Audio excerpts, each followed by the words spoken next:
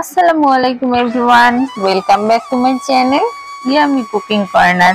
আজকে চলে এসেছি একটি টিফিন বা জলখাবারের রেসিপি চিরার পোলাও নিয়ে। চিরার পোলাও কিভাবে ঝরঝরে আর সুস্বাদু করা যায় সেই টিপসটাই আজকে আপনাদের সাথে শেয়ার করব। চলেন তাহলে শুরু করা যাক।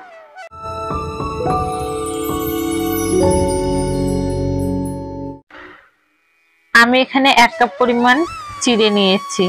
চিড়েগুলোকে ভালো করে 3-4 বার পানি চেঞ্জ করে ধুয়ে চালনিতে রেখে দিব। এখন প্যানে তেল দিয়ে দিব।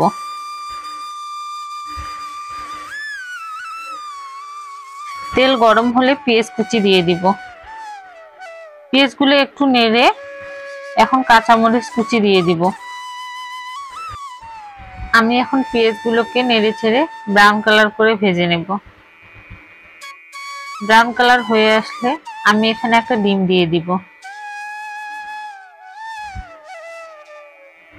এর উপর সামান্য একটু লবণ দিয়ে দিব। এরপর ডিমটাকে ভালো করে নেড়ে চেড়ে ভেজে নেব।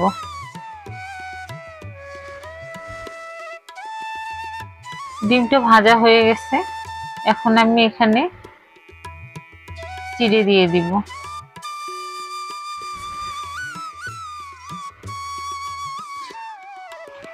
চিড়েগুলো দেওয়ার পর এখন আমি ভালোভাবে নেড়ে চেড়ে নেব। এরপর হলুদ গুঁড়ো দিয়ে দিব 1/2 চা চামচ পরিমাণ। চিনি দিয়ে দিব 2 চা চামচ পরিমাণ। আপনারা আপনাদের স্বাদ মতো দিয়ে দিবেন। লবণ দিয়ে দিব 1/2 চা চামচ পরিমাণ। আগে থেকে ভেজে রাখা বাদাম দিয়ে দিচ্ছি। এখন সবগুলো উপকরণ ভালো করে নেড়ে চেড়ে মিক্সড করে নেব। সবগুলো উপকরণ ভালো করে মিক্সড করে নিতে হবে। এই পর্যায়ে চুলের আঁচটা কমিয়ে দিতে হবে। হালকা করে একটু নেড়ে চেড়ে দিতে হবে যাতে করে চিড়েটা ভেঙে না যায়। আমার রান্না করা ডান। এখন আমি চুলা থেকে নামিয়ে নিব।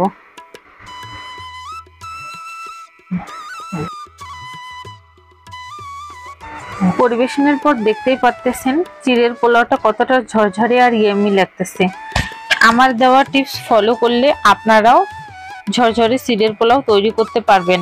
আমার ভিডিওটি ভালো লাগলে লাইক কমেন্ট শেয়ার করতে ভুলবেন না। নিত্য নতুন ভিডিও পেতে অবশ্যই আমার চ্যানেলটিকে সাবস্ক্রাইব করে রাখবেন। আল্লাহ হাফেজ।